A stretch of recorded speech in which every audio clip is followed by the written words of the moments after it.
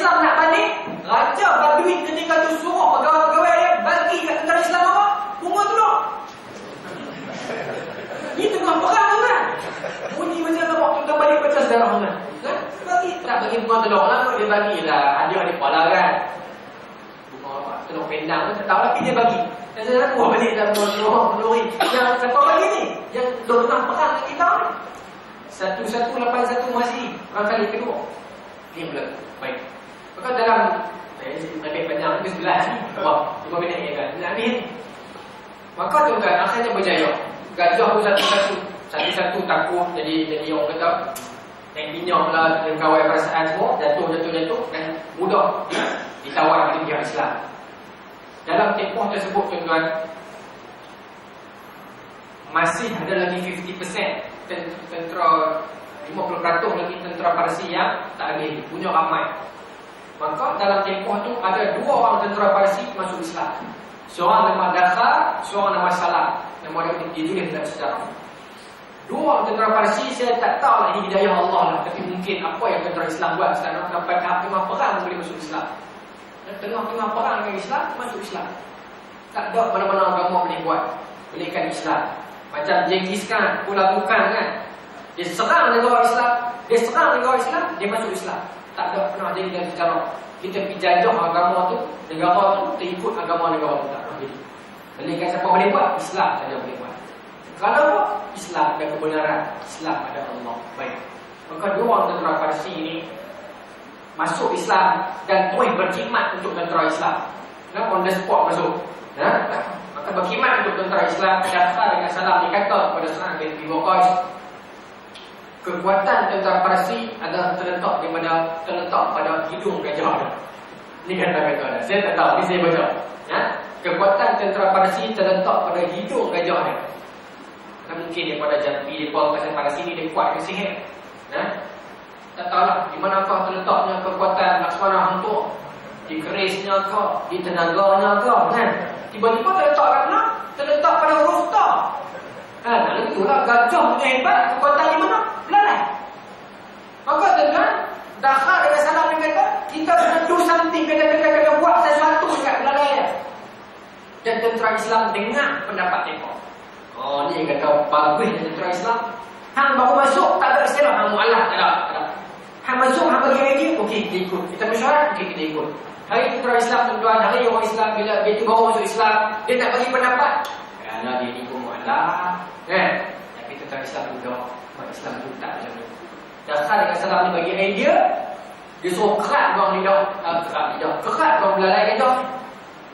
Tapi tentera Islam tak kerat lah. Cuma dia ada buat sesuatu lah, dia jerut gambar ke, yang akhirnya gajah ni tak boleh kawal, semua tumbang.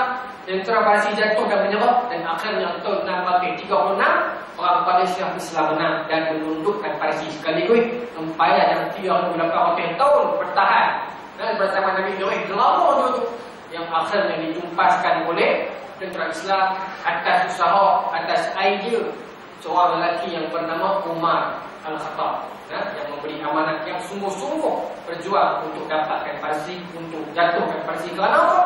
Kerana itu janji daripada Rasulullah SAW. Kenapa tuan-tuan umat Islam berpegang dengan satu hadis yang kata baginda Nabi, Bashir hadhil ummah bis-sana'i wal-raf'ati wal-nasari wal-tamkin fil ardi. Sampaikan berita gembira kepada umat ini.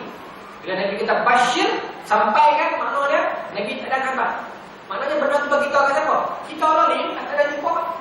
Sampaikan berita gembira kepada umat Islam dengan kejayaan, ketinggian, kekuatan, pertolongan dan kekuasaan di muka bumi. Maknanya kita akan perintah dunia semula. Bila dan bagaimana, masa akan menentukan. Sebab itulah kita digam dengan biji ugang dan bergabung dengan semua masjid di Pulau Pinang ni. Kita punya sendiri, kita semua kita bagi jihad. Pasal apa? Pasal nak tiup semangat jihad, nak tiup semangat kekuatan, semangat perang di antara kita ni. Bukan nak suruh perang tak, tapi nak bagi kuat balik, nak nampak tentang Islam ni kuat. Dan tutup dengan satu hadis yang lain, kata baginda Nabi, man mata walam yaghzu walam yuhaddis bihi nafsahu mata ala syu'batin min nifaq. Barang siapa yang mati tanpa sempat dia berjihad ataupun tak pernah terintah langsung nak berjihad, maka dia mati atas salah satu ucapan munafik. Hadis sahih tuan, saya kembali kepada Ustaz. Terima kasih banyak sikit.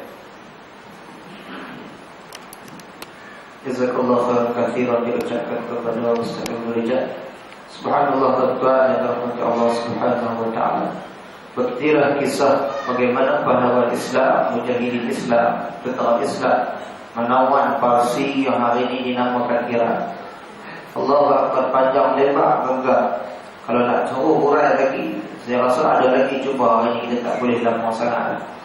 Tuan-tuan hari ini beruntung tuan-tuan, Tok Guru cerita tentang mata pelajaran sejarah hari ini, dia pandai buat lawak, tuan-tuan tak mengantuk. Percaya tuan-tuan, duduk kat sekolah dulu, guru kita ajak sejarah dan kita lah paling mengantuk cepat. Kita tak lagi kira, nanti tengok clear sikit je, dia mula letak tangan, letak kepala, lain malah kita. Sejarah ni kadang-kadang boleh orang boring. Saya rasa kalau semua guru di sekolah-sekolah semua macam Ustaz Abdul Rijal, anak boring tak dengar, seronok, tuan-tuan cerita, boleh bergila. Walaupun saya hari ini di petang saya tak pindah sejarah, tu di petang saya di sebelah semua dengar juga sejarah pandai lepas tadi. Jadi lagi juga sekali-sekala tuan-tuan.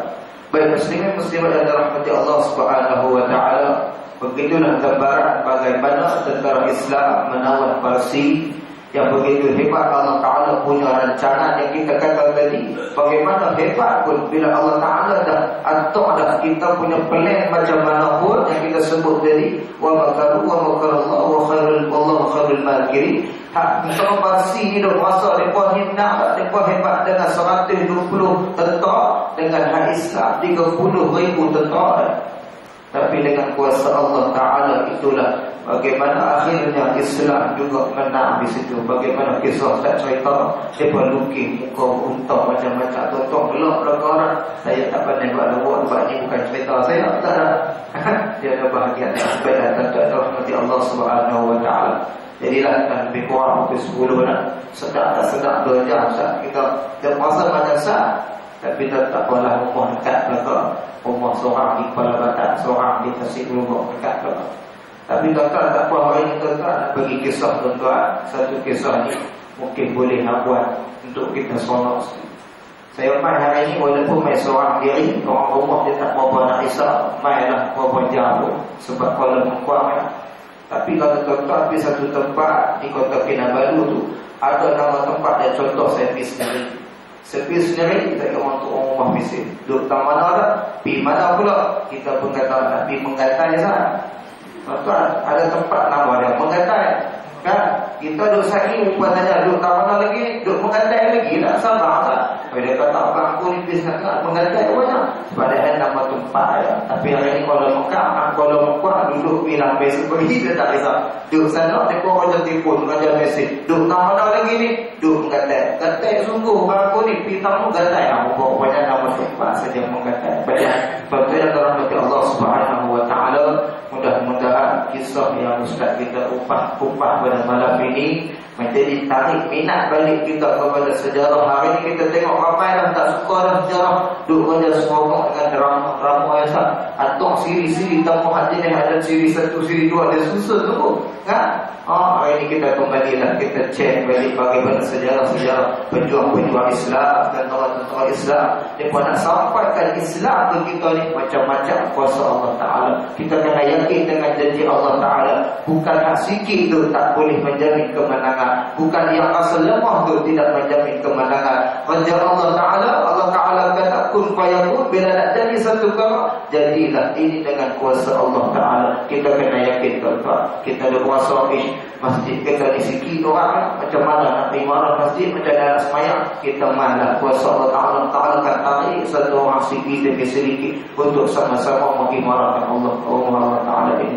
Baiklah muslimin muslimat yang dirahmati Allah Ta'ala, jadilah mudah-mudahan apa yang kita bahas pada malam ini, apa yang Ustaz kita cerita pada malam ini boleh membawa ibarah dan pengajaran untuk semangat kita bagaimana apa yang diceritakan tentang tentara Islam yang sedikit boleh menang dengan kuasa Allah Ta'ala. Kita ambillah, yakin, pegang belakang Raja Allah Ta'ala ni, tiada siapa apa yang nak boleh halang Allah Ta'ala bagi belakang.